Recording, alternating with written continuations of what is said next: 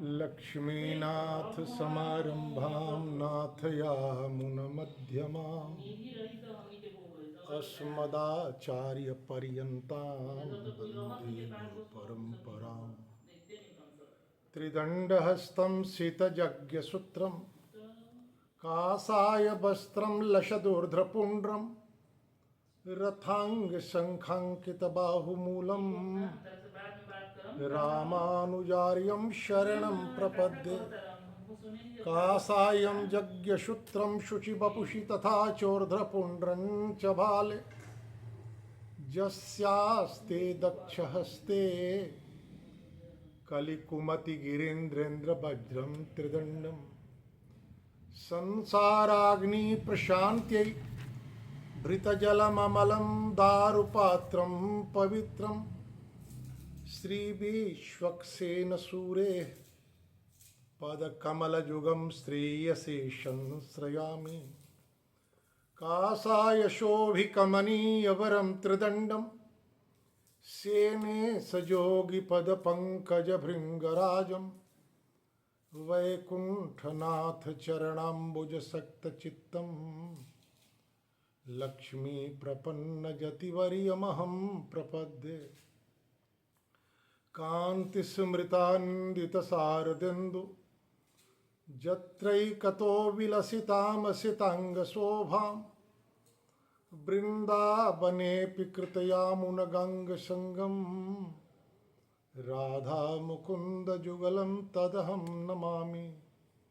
कृष्णं नारायणं वन्दे कृष्णं वन्दे व्रजप्रियं कृष्णं द्वैपायनं वन्दे कृष्णं वन्दे पृथासुतं। नारायणं नमस्कृत्य नरं चैव नरोत्तमं देवीं सरस्वतीं व्यासं ततो जयमुदीरयेत्। सच्चिदानन्दरूपाय विश्वोत्पत्त्यादिहेतवे तापत्रयविनाशाय श्रीकृष्णाय वयं नुमः।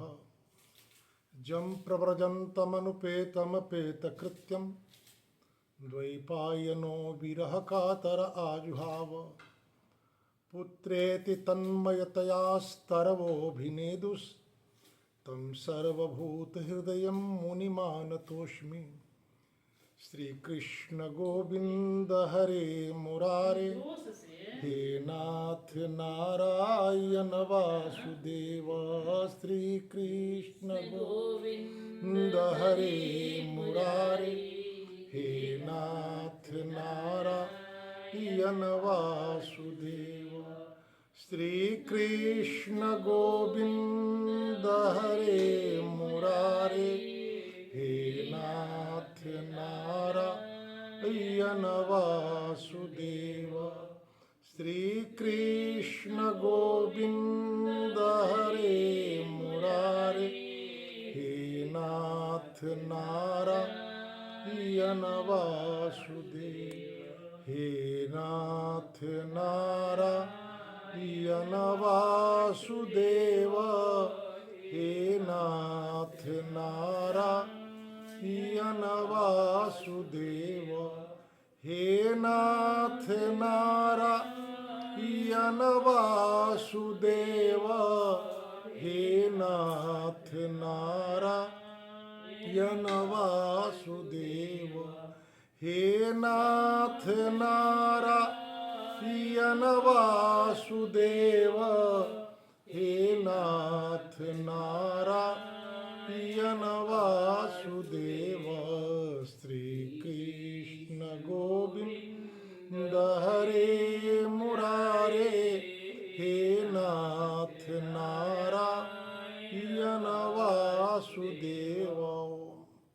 प्रेम से बोलिए भाष्यकार भगवान श्री रामानुजाचार्य स्वामी जी महाराज की जय। विश्व जगदाचार्य श्रीमद् विश्वक्सेनाचार्य श्री त्रिदंडी स्वामी जी महाराज की जय। पूज्य पाद प्रातः स्मरणीय नित्य वंदनीय हृदय स्मरणीय श्रीमद् जीयर स्वामी जी महाराज की जय।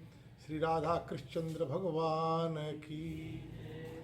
श्री मद्भागवत महापुराण की। नारायण, तो कल हम लोगों ने देखा कि महाराज युधिष्ठिर है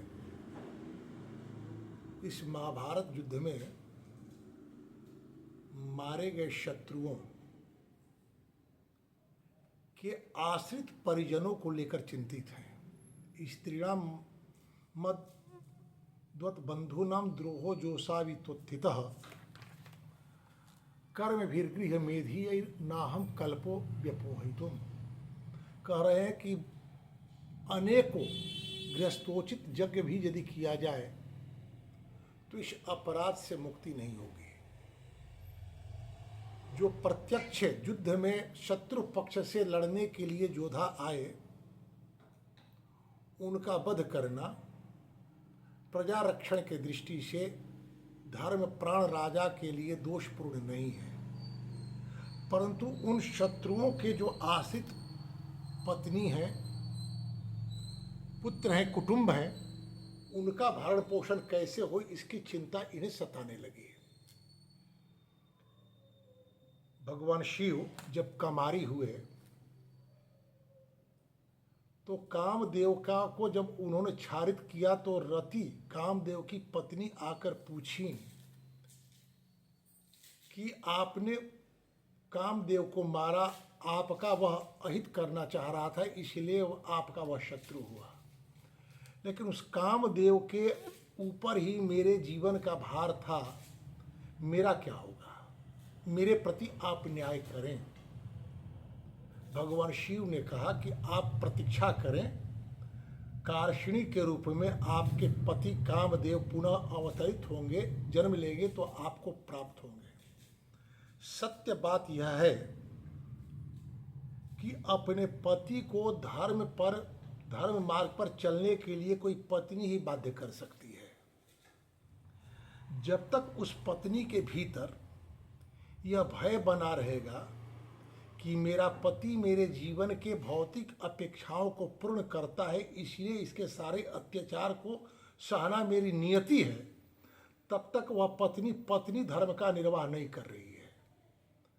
क्योंकि पत्नी शब्द का निर्माण हुआ है, पत धातु में नी प्रत्यय लगता है तो पत्नी शब्द का निर्माण होता है। जो अपने पति को गिरने से बचा ले उसे ही पत्नी कहते हैं। यहाँ पर जो भी योद्धा, जो भी सैनिक दुर्योधन के पक्ष में खड़े होकर युद्ध कर रहे हैं पांडवों से, तो उसमें उनका स्वार्थ है। दुर्योधन के द्वारा उन्हें युद्ध लड़ने के लिए पैसा साधन दिया जाता है, जिस साधन से उनकी पत्नी और उनके पुत्र जीवन के सुख संसाधन को प्राप्त करते हैं। एक बार भी उन पत्नियों ने, उन पुत्रों ने, उन कुटुंबियों ने अपने परिवार के उस व्यक्ति से जो दुर्योधन के पक्ष में खड़ा होकर के पांडवों से युद्ध करने के लिए तत्पर हो रहे हैं नहीं पूछा कि आप अधर्म का पक्ष पोषण कर रहे हैं और उस पक्ष पोषण से प्राप्त होने वाले साधन से जो आप मेरा भरण करते हैं, ऐसे भरण की मुझे आवश्यकता नहीं है। जिस दिन वो पत्नियां ऐसी बात कहती, संभव था कि महाभारत के मैदान में एक बार भगवान श्री कृष्ण ने कहा कि यह अंतिम अवसर है, अधर्म के पक्ष को छोड़कर जो चाहे तो धर्म के पक्ष में आ सकते हैं। दुर्योधन के पक्ष से अनेक शत्रु, अनेक सैनिक पांडव पक्ष में आ जाते हैं। वन में रहते हुए महाराज युधिष्ठिर ने एक बार एक दूत भेजा हस्तिनापुर में कि दुर्योधन के द्वारा निर्धारित किए गए अनुबंध को पूर्ण कर लौटने के बाद भी अपने द्वारा रखे गए अनुबंध का सम्मान करते हुए मुझे मेरा इंद्रप्रस्थ लौटा देगा दुर्योधन, संदेह है, युद्ध करना पड़ सकता है। युद्ध के पूर्व प्रतिपक्ष के सामर्थ्य और रणनीतियों का आकलन करना, अनुमान करना, ज्ञात करना प्रत्येक योद्धा का कर्तव्य होता है।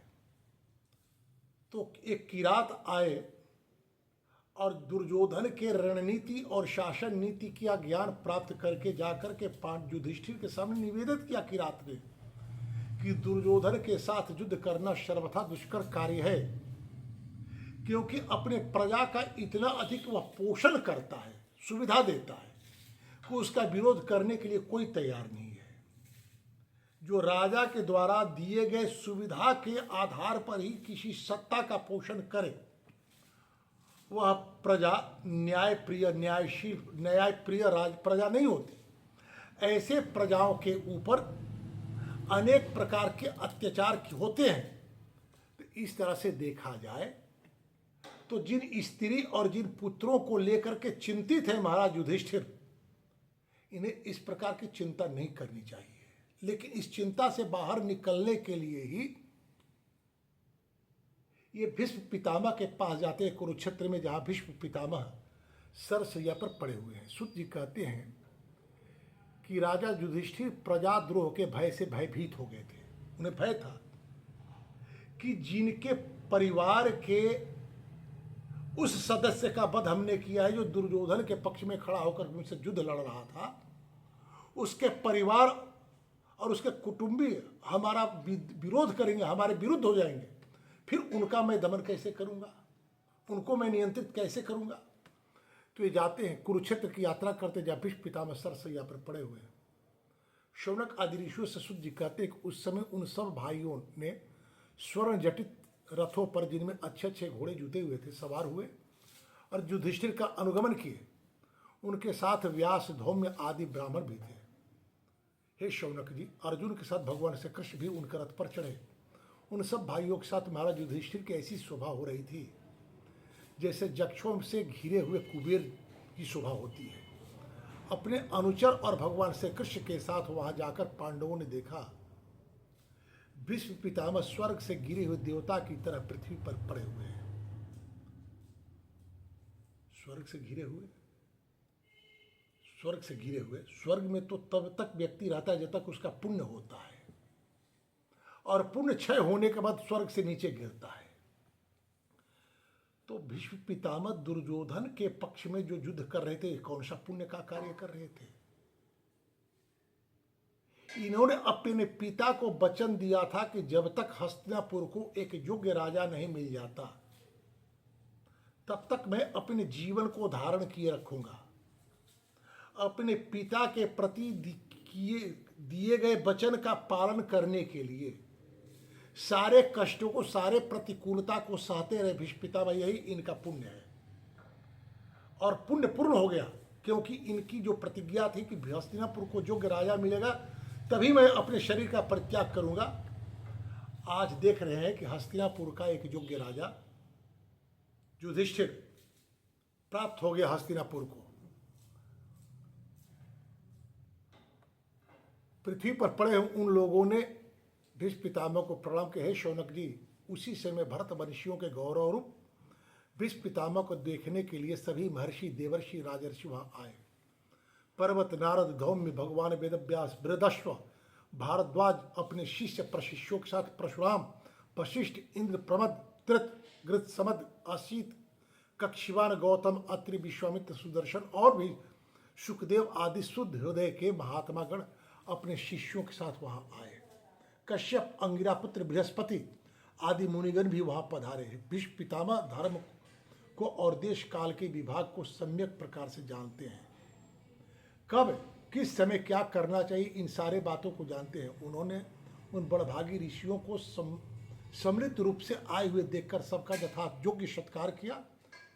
भगवान श्री कृष्ण के प्रभाव को जानते थे, अतः उन्होंने अपने लीला से मनुष्य का वेश धारण करके वहां बैठे हुए मनुष्य रूप में और जगदीश्वर के रूप में जो अपने हृदय में ध्यान करते थे, भीतर और बाहर भगवान श्री कृष्ण की दोनों जगह पूजा करी। भीष्म पितामह पांडव बड़े विनय और प्रेम के साथ भीष्म पितामह के पास बैठे।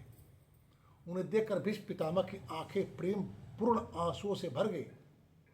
उन्होंने कहा, हे धर्मपुत्रों, बड़े कष्ट की बात है, अन्याय की बात है कि तुम लोगों को ब्राह्मण धर्म और भगवान के आश्रित रहने पर भी इतने कष्ट के साथ जीवन जीना पड़ा। भगवान श्री कृष्ण की निरंतर सहायता प्राप्त होती रही पांडवों को, ब्राह्मणों के आशीर्वचन मिलते रहे और धर्म पथ पर इस सदैव आरूढ़ रहे। इसके बाद भी इनके जीवन में कष्ट हुआ। धीरज धर्म हित अरुनारी आपत्काल परीक्षी आचार्य गोस्वामी जी कहते हैं। विपत्ति काल में धर्म की परीक्षा होती है, पत्नी की परीक्षा होती है और धैर्य की परीक्षा होती है। वन में गए हुए श्री राम महर्षि अगस्त्य के आश्रम पर जब जाते हैं तो महर्षि अगस्त्य सीता के शील और गुण का वर्णन करते हुए श्री राम से कहते हैं कि राम, अनुकूलता के दिनों में तो संपूर्ण पत्नियां अपने पति से प्रेम करती हैं, परंतु जैसे ही जीवन में प्रतिकूलता आ जाती है अपने पतियों का परित्याग कर देती हैं। और आपकी पत्नी सीता तो प्रतिकूलता में ही आपके साथ चलकर आई हैं। यह वही सीता है जिन्होंने देवी अनुसुईया से कहा था कि मेरे आर्य श्री राम यदि व्रतच्युत हो जाए, वृत्तिहीन हो जाए, इसके बाद भी मैं इनसे इतना ही प्रेम करूंगी जितना मैं प्रेम कर रही हूं। तो धीरज धर्म हित अरुणारी आपत्काल परीक्षीय चारी। आपत्ति काल में भी महाराज युधिष्ठिर ने धर्म का परित्याग नहीं किया। जिस युधिष्ठिर को जुए में छल पूर्वक दुर्योधन ने उनके राज्य को हड़प लिया, जिस भीम को विष युक्त खीर देकर मारने का प्रयत्न किया, लक्षागृह में जलाने का प्रयत्न किया, वही युधिष्ठिर जब गंधर्वों से घिर गया दुर्योधन, तो अर्जुन से कहे कि जाकर के दुर्योधन की रक्षा करो। भाइयों ने कहा कि वह हमारा विरोधी है, शत्रु है। तो कहे कि नहीं, वयम 50 अधिकम, हम आपस में भले ही 100 और 5 हैं, लेकिन संसार के दृष्टि में मुझे 105 ही रहना है, जाकर रक्षा करो। यह धर्म है उनका। कहते अतिरथी पांडु की मृत्यु के समय तुम्हारी अवस्था बहुत छोटी थी युधिष्ठिर। उन दिनों तुम लोगों के लिए कुंती रानी को और तुम्हें भी बार बार अनेकसा कष्ट झेलने पड़े। जिस प्रकार बादल वायु के वेग में रहता है, वैसे ही लोकपालों के सहित सारा संसार काल भगवान के अधीन है। मैं समझता हूँ कि तुम लोगों के जीवन में जो अप्रिय घटनाएं घटित हुई वो उन्हीं की लीला है, भगवान की लीला है। नहीं तो जहां साक्षात धर्मपुत्र राजा धर्मपुत्र युधिष्ठिर हो, गदाधारी भीमसेन, धनुर्धारी अर्जुन, रक्षा का काम करते हो गांडीव धनुष हो, स्वयं कृष्ण सूर्य हो, भला वहां भी विपत्ति की संभावना होती है क्या? ये काल कृष्ण कब क्या करना चाहते हैं, इस बात को कोई नहीं जानता। बड़े बड़े ज्ञानी भी इसे जानने की इच्छा करके मोहित हो जाते हैं। युधिष्ठिर संसार की सारी घटनाएं ईश्वर इच्छा के अधीन है, उसी का अनुसरण करके तुम इस अनाथ प्रजा का पालन करो। तुम्हारे मन में जो यह क्षोभ है कि जिन शत्रुओं का तुमने वध किया उनकी पत्नी और उनके पुत्र, उनके कुटुंब तुम्हारा द्रोह करेंगे, तो नहीं, ईश्वर की इच्छा थी, उनका तूने वध कर दिया। इस पर बहुत सोचने की आवश्यकता नहीं है, क्योंकि अब तुम ही इस राज्य के स्वामी और इसके पालन करने में समर्थ हो। श्री कृष्ण साक्षात भगवान है, ये सबके आदि कारण और परम पुरुष नारायण है। अपनी माया से लोगों को मोहित करते हुए यदुवंशियों में छिपकर लीला करते हैं। इनका प्रभाव अत्यंत गूढ़ एवं रहस्यमय है युधिष्ठिर। उसे भगवान शंकर, देवर्षि नारद और स्वयं भगवान कपिल ही जानते हैं। भगवान की गूढ़ लीलाओं का ज्ञान कितने लोगों को है? तो भीष्म पितामह कहते हैं कि भगवान शंकर को है। भगवान शंकर को भगवान ने स्वयं अपने संबंध में बतलाया था। और देवर्षि नारद को है। संतों का साहचर्य प्राप्त किया देवर्षि नारद ने और भगवान की लीला का ज्ञान प्राप्त हुआ। और कपिल तो भगवान के अवतार ही हैं, ज्ञान देने के लिए, सांख्य दर्शन का निर्माण करने के लिए तो अवतार ही हैं, जिन्हें तुम अपना मेरा भाई, प्रिय मित्र और सबसे बड़ा हितु मानते हो, जिन्हें तुमने प्रेम बस अपना मंत्री, दूत और सारथी तक बनाने में संकोच नहीं किया, वे स्वयं परमात्मा है। इन सर्वात्मा समदर्शी अद्वितीय अहंकार रहित और निष्पाप परमात्मा में ऊंचे नीचे कार्यों के कारण कभी किसी प्रकार की विषमता नहीं होती। इस संसार की सृष्टि करते समय जिस प्रकार वे हैं उसी तरह से तुम्हारे राजसूय जग में आए हुए लोगों के पैर को धोते समय भी वैसे ही थे, उनमें किसी प्रकार का भेद नहीं था। सामान्य लोग होते हैं तो महान कार्य करते समय, प्रतिष्ठा पर कार्य करते समय गौरवान्वित होते हैं, और यद किंचित कोई छोटा कार्य करना पड़े तो अपने को लज्जित अनुभव करते। लेकिन भगवान इन सारे भावनाओं से अलग है। युधिष्ठिर इस प्रकार सर्वत्र सम होने पर भी देखो तो सही, वे अपने अनन्य प्रेमी भक्तों पर कितनी कृपा करते। यही कारण है कि ऐसे समय में जबकि मैं अपने प्राणों का त्याग करने जा रहा हूं, इन भगवान श्री कृष्ण ने मुझे साक्षात दर्शन दिया। भगवत परायण योगी पुरुष भक्ति भाव से इन्हें अपना मन लगाकर और वाणी से इनके नाम का कीर्तन करते हुए शरीर का त्याग करते और कामनाओं से तथा कर्म के बंधन से छूट जाते हैं।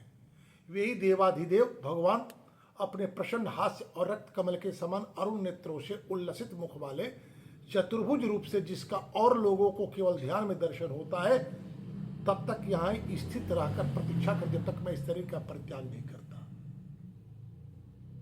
बात ध्यान देने की है। प्रपत्ति दो प्रकार की होती है, आर्त प्रपत्ति और दीप्त प्रपत्ति।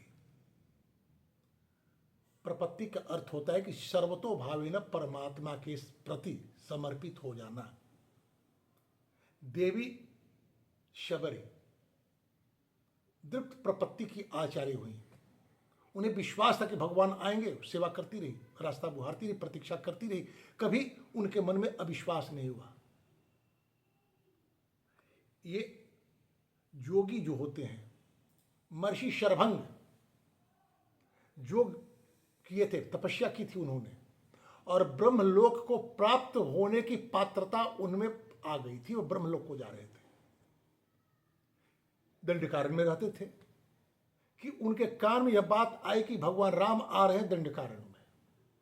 ब्रह्मलोक जाने की योजना उन्होंने रोक दी और भगवान आए तो जो उन्होंने अब तक पुण्य किया था वो सारा पुण्य भगवान के चरणों में अर्पित कर दिया। और भगवान से उन्होंने कहा कि जब तक मैं योगाग्नि से इस शरीर का परित्याग नहीं कर देता तब तक आप यहीं रहें। ये भीष्म पितामह भी कहते हैं कि किस रूप में रहे भगवान, तो जिस भगवान के चतुर्भुज रूप का दर्शन लोग ध्यान में करते, प्रत्यक्ष नहीं करते, उसी रूप में ये यहां रहे। भगवान ने एक बार कुरु सभा में, धृतराष्ट्र की सभा में अपने इस स्वरूप का दर्शन दिए थे भीष्म पितामह को, जब सारथी बनकर गए थे और दुर्योधन उन्हें बंदी बनाने का प्रयत्न किया। तो भगवान वहां पर जिस रूप का दर्शन दिया, सबको दर्शन नहीं हुआ। कृपाचार्य को हुआ, द्रोणाचार्य को हुआ, कर्ण को हुआ, भीष्म पितामह को हुआ, और किसी को नहीं हुआ। भीष्म पितामह उस रूप का दर्शन कर चुके हैं, भगवान के प्रभाव को जानते, इसलिए वो कहते कि एक बार पुनः अब मैं वही दर्शन करना चाहता हूं। सदेव देवो भगवान प्रतीक्षताम कलेवरम यावदीदम हीनोम्यहम प्रसन्न हासारुणलोचनो लसत मुखाम बोयोध्यान पथस चतुर्भुजम। चतुर्भुज रूप में, प्रसन्न मुख में। जीवन में जब कामनाएं शांत हो जाती हैं, कामनाएं कब शांत होती हैं? जो कामना हमारे मन में आई वो कामना पूर्ण हो जाए तब ना कामना शांत होगी। भीष्म पितामह की कामना थी कि हस्तिनापुर को एक धर्म प्राण राजा मिले। जब तक युधिष्ठिर का राज्याभिषेक नहीं हुआ तब तक बेचारे वो अपनी कामना को लेकर छटपटा रहे थे।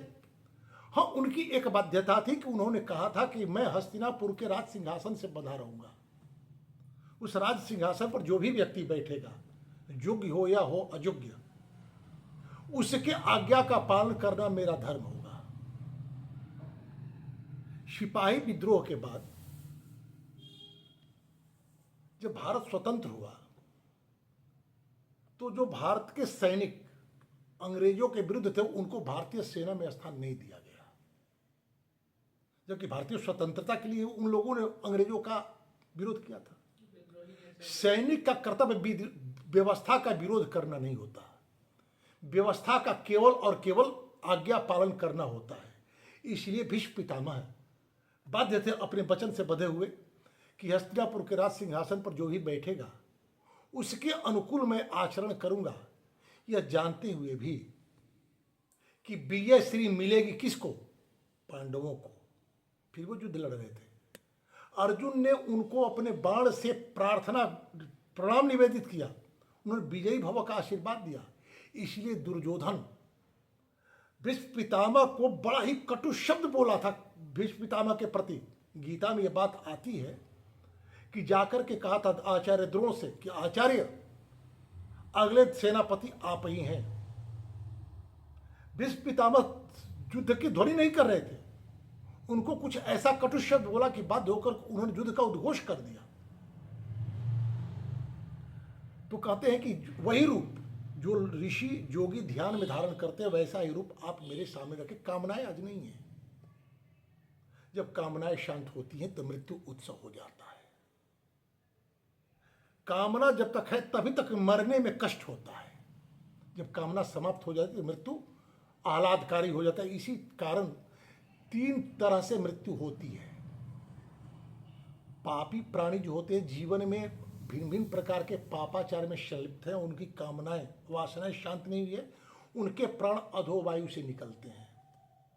और जो जिनकी कामनाएं सात्विक हैं, पुण्यशील हैं, उनके प्राण ऊर्ध्ववायु से निकलते हैं। और जिनकी कामनाएं शांत हो गई हैं, जो योगी है, उसके प्राण ब्रह्मरंध्र से निकलते हैं। वो मृत्यु की तैयारी करता है। जो मृत्यु की तैयारी किए हुए है उसका प्राण ब्रह्मरंध्र से निकल जाता है। तो कहते कि आप दर्शन करते, सूर्य जी कहते हैं शौनक आदि ऋषियों से कि युधिष्ठिर ने उनकी यह बात सुनकर सरसैया पर सोए भीष्म पितामह से बहुत से ऋषियों के सामने ही नाना प्रकार के धर्मों के संबंध में अनेकों रहस्य पूछे।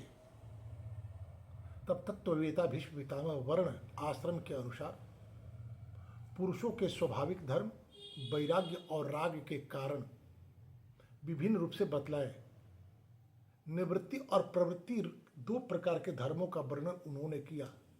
दान धर्म, राजधर्म, मोक्ष धर्म, स्त्री धर्म, भगवत धर्म, सबका अलग अलग संक्षेप और विस्तार से उन्होंने वर्णन किया। शौनक जी इसके साथ ही धर्म, अर्थ, काम और मोक्ष, इन 4 पुरुषार्थों का तथा इनके प्राप्ति के साधनों का अनेकों उपाख्यान और इतिहास सुनाते हुए विवरण वर्णन उन्होंने किया, जिसका विस्तार पूर्वक आगे कथा में वर्णन किया जाएगा। भीष्म पितामह इस प्रकार धर्म का प्रवचन कर ही रहे थे कि उत्तरायण का समय आ गया। मकर संक्रांति, मकर राशि में सूर्य प्रवेश कर गए, जिसे मृत्यु को अपने अधीन रखने वाले भगवत परायण जोगी लोग चाह करते हैं। एक उत्तरायण तो पहले से आकर खड़े हैं और अब उत्तरायण का काल भी आ गया। काल पुरुष उत्तरायण वहां खड़े हैं। भगवान श्री कृष्ण का भी एक नाम उत्तरायण है।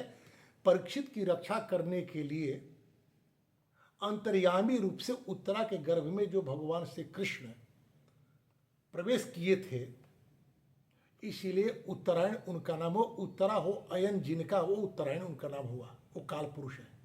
और काल भी आ गया, ऋतु चक्र के अनुसार भी उत्तरायण आ गया। उस समय हजारों रथियों के नेता भीष्म पितामह ने वाणी का संयम करके अपने मन को सब ओर से हटाकर अपने सामने स्थित आदि पुरुष भगवान श्री कृष्ण में लगा दिया। भगवान श्री कृष्ण के सुंदर चतुर्भुज विग्रह पर उस समय पीताम्बर फहर रहा था। विश्व जी की आंखें उसी पर अपलक लग गई। उनको शस्त्रों की चोट से जो पीड़ा हो रही थी, वह भगवान के दर्शन मात्र से तो तुरंत ही दूर हो गई थी। वह भगवान की विशुद्ध धारणा से उनके जो कुछ अशुभ शेष थे, वे भी नष्ट हो गए। अब शरीर छोड़ने के समय उन्होंने समस्त इंद्रियों के वृत्ति विलासों को रोक दिया और बड़े प्रेम से भगवान की स्तुति करना उन्होंने आरंभ किया। इति मति रूपकल्पिता वितृष्णा भगवती सात्वत पुंगवे विभुम्नि स्वसुखम उपगते क्वचित विहरतुम प्रकृतिम उपीयेतु यद भय प्रवाह त्रिभुवन कमनम तमाल वर्णम रविकर गौरवराम्बरम दधाने बपुरलक कुलावृतानंद अब्जम विजय सखे रतिष्टु में नवद्या। मृत्यु के समय में अपनी यह बुद्धि, जो अनेक प्रकार के साधनों का अनुष्ठान करने से अत्यंत शुद्ध एवं कामना रहित हो गई है, जदुबन शिरोमणि अनंत भगवान से कृष्ण के चरणों में समर्पित करता हूँ। जो सदा सर्वदा अपने आनंदमय स्वरूप में स्थित रहते हुए कभी विहार करने की, लीला करने की इच्छा से प्रकृति को स्वीकार करते हैं, जिसे यह सृष्टि परंपरा चलती है, जिनका शरीर त्रिभुवन सुंदर एवं श्याम तमाल के समान सांवला है, जिस पर सूर्य की रश्मियों के समान श्रेष्ठ पीताम्बर लहराया करता है, कमल सदृश मुख पर घुंघराली अलके लटकती रहती हैं, उन अर्जुन सखा से कृष्ण में मेरी निष्कपट प्रीति हो। मुझे युद्ध के समय उनकी वह विलक्षण छवि याद आती है। उनके मुख पर लहराते हुए घुंघराली अलकों पर घोड़े की टाप से उड़ते हुए धूल जब पड़े तो अलके मटमैले हो गए, पसीने की छोटी छोटी बूंदें शोभायमान हो रही थी। मैं अपने तीखे बाणों से उनकी त्वचा को बींध रहा था। उस सुंदर कवच मंडित भगवान श्री कृष्ण के प्रति मेरा शरीर, अंतःकरण और आत्मा समर्पित हो जाए। अपने मित्र अर्जुन की बात सुनकर जो तुरंत ही पांडव सेना और कौरव सेना के बीच अपना रथ लेकर आए और वहां स्थित होकर अपनी दृष्टि से शत्रु पक्ष के सैनिकों की आयु छीन ली, उन पार्थ सखा भगवान श्री कृष्ण में मेरी परम प्रीति हो। अर्जुन से भगवान ने कहा था कि अर्जुन, सामने जो खड़े हैं उनकी आयु समाप्त हो चुकी है, उन्हें तुम मृत ही मानो, हमने मार दिया है, तुम्हें इन्हें मारने में दोष नहीं, मरे को मारने में क्या दोष। अर्जुन ने जब दूर से कौरव सेना में के मुखिया में हम लोगों को देखा तब पाप समझकर अपने स्वजनों के वध से विमुख हो गया। उस समय जिन्होंने गीता के रूप में आत्मविद्या का उपदेश करके समसामयिक अज्ञान का नाश किया, उन परम पुरुष भगवान श्री कृष्ण के चरणों में मेरी प्रीति बनी रही। मैंने प्रतिज्ञा की थी कि कृष्ण को शस्त्र धारण कराकर छोड़ूंगा। उसे सत्य एवं ऊंची करने के लिए उन्होंने शस्त्र ग्रहण न करने की प्रतिज्ञा तोड़ दी। उस समय रथ से नीचे कूदे और सिंह जैसे हाथी को मारने के लिए टूट पड़ता है, वैसे ही रथ का पहिया लेकर मुझ पर झपट पड़े। उस समय वे इतने बेग से दौड़े कि कंधे का दुपट्टा गिर गया और पृथ्वी कांपने लगी। पृथ्वी क्यों कांपने लगी, दुपट्टा क्यों गिर गया। संसार की कोई भी पत्नी अपने पति को प्रतिज्ञाच्युत होते हुए देखती है तो कांपने लगती है। भगवान श्री कृष्ण की 3 रानियां हैं, भगवान विष्णु की 3 रानियां हैं। लोग सुबह जब उठते हैं तो सैया से नीचे जमीन पर पैर रखने के पहले क्या करते हैं, पृथ्वी को प्रणाम करते हैं और वहां पर उन्हें भगवान विष्णु की पत्नी के रूप में ध्यान करते हैं। विष्णु पत्नी नमस्तुभ्यम। भूदेवी, लीला देवी और नीला देवी। तो लीला देवी तो आह्लादिनी शक्ति राधा जी हैं, एक देवी लक्ष्मी जी हैं और पृथ्वी देवी भूदेवी हैं। तो जब यह भगवान श्री कृष्ण की इस प्रतिज्ञा च्युति को उन्होंने देखा तो कांपने लगी कि मेरा पति प्रतिज्ञाच्युत हो रहा है। भगवान ने धीरे से अपने कंधे को झटका पीतांबर से पृथ्वी देवी के मुख को आवृत कर दिया कि मेरी पत्नी की यह दशा और कोई न देखने पाए, और दौड़ पड़े। जब दुर्योधन और अर्जुन दोनों गए थे भगवान श्री कृष्ण के यहां सहयोग मांगने, एक तरफ अर्जुन के मामा वसुदेव के पुत्र होने के नाते मेरे भाई थे, तो दूसरी ओर लक्ष्मणा के ससुर थे। लक्ष्मणा का विवाह हुआ था भगवान श्री कृष्ण के पुत्र सांब से, जो दुर्योधन की पुत्री थी। संबंध की दृष्टि से देखा जाए तो संबंध की नूतनता तो दुर्योधन के साथ थी। बहुधा ऐसा देखा जाता है कि पुराने संबंध छूट जाते हैं नए संबंधों के जुड़ने के बाद, लेकिन भगवान किसी संबंध को तोड़ते नहीं हैं। यदि कोई संबंध अपना तोड़कर अलग हट जाए उसकी स्वतंत्रता है, जब तक वह नहीं तोड़ता भगवान किसी को अपने संबंध से दूर नहीं करते। भगवान ने कहा कि भाई दोनों आप मेरे संबंधी हैं, दोनों सहयोग के लिए आए हैं, तो आज मैं किसी को वचन नहीं दे सकता, कल जो पहले आएगा उसे मैं वचन दूंगा, उसके प्रति उसका मेरे ऊपर अधिकार होगा। दुर्योधन पहले आया, अर्जुन बाद में आए। दुर्योधन चूंकि मदान था इसलिए भगवान के पैर की ओर न खड़ा होकर न बैठकर भगवान के सिर की ओर बैठा। अर्जुन आए, उनके पास तो दूसरा कोई स्थान भी नहीं था, सिर की ओर तो बैठा, तो दुर्योधन एकमात्र स्थान सुरक्षित था पैर की ओर। भगवान ने जब अपनी आंखें खोली तो उन्होंने देखा कि अर्जुन सामने खड़े हैं। भगवान ने कहा कि अर्जुन आ गए? दुर्योधन ने कहा कि पहले मैं आया हूँ। भगवान ने कहा कि लेकिन मेरी आंखें तो पहले अर्जुन को देखी है, इसलिए मैं अर्जुन को ही पहले आया हो मानता हूँ। हाँ, यह बात अलग है यदि अर्जुन इस बात को स्वीकार कर लें कि आप पहले आए हैं, तो मैं आपको पहले आया हुआ मान लूंगा। इतना बड़ा युद्ध और सहयोग का शर्त यह है कि जो पहले आएगा उसका पहले मेरे ऊपर अधिकार होगा। लेकिन अर्जुन ने कहा कि भैया दुर्योधन ही पहले आए हैं। यही कारण है कि संजय ने धृतराष्ट्र से कहा, जत्र जोगेश्वर कृष्णो जत्र पार्थो धनुर्धर तत्र श्री विजयो भूतिर ध्रुवा नीतिर मतिर मम। जहाँ जिस पक्ष में कृष्ण और अर्जुन है, नीति के अनुसार भी उसी पक्ष की विजय होगी, और मेरी बुद्धि भी करे कि वही पक्ष विजयी होगा। क्यों भाई? जतो धर्मस ततो जय। जिधर धर्म होता है उधर विजय होती है। धर्म क्या है? सत्य। अपने स्वार्थ के कारण अर्जुन यदि चाहते तो कह सकते थे कि आपने मुझे पहले देखा है तो मुझे ही पहले आया वो मान ले, लेकिन अर्जुन ने ऐसा नहीं किया। अब भगवान श्री कृष्ण के सामने फिर समस्या हो गई। सहयोग करना चाहते थे अर्जुन को, और पक्ष आ रहा था बार बार दुर्योधन का। तो कहे कि तो ठीक है, मैं अपने सहयोग को दो भागों में बांटता हूं, क्योंकि अर्जुन को मेरी आंखें पहले देखी, इसलिए मैं पहले इन्हें आया हुआ मानता हूं, और दुर्योधन पहले आए जिसकी स्वीकृति अर्जुन ने भी दी है। तो एक पक्ष में मेरी यादवी सेना रहेगी, दूसरे पक्ष में मैं निशस्त्र रहूंगा। अर्जुन के पहले, अब तो पहला अधिकार था दुर्योधन का। वो सोचा कि भाई युद्ध में निशस्त्र जाकर क्या करेगा कृष्ण? यादवी सेना होगी तो युद्ध करेगी। भगवान ने कहा कि, दुर्योधन ने कहा कि मुझे यादवी सेना दे दो। भगवान ने कहा तथास्तु। और अर्जुन को अभीष्ट कृष्ण थे, कृष्ण मिल गए अर्जुन को। भगवान भी चाहते थे कि मैं अर्जुन के पक्ष में ही खड़ा रहूं।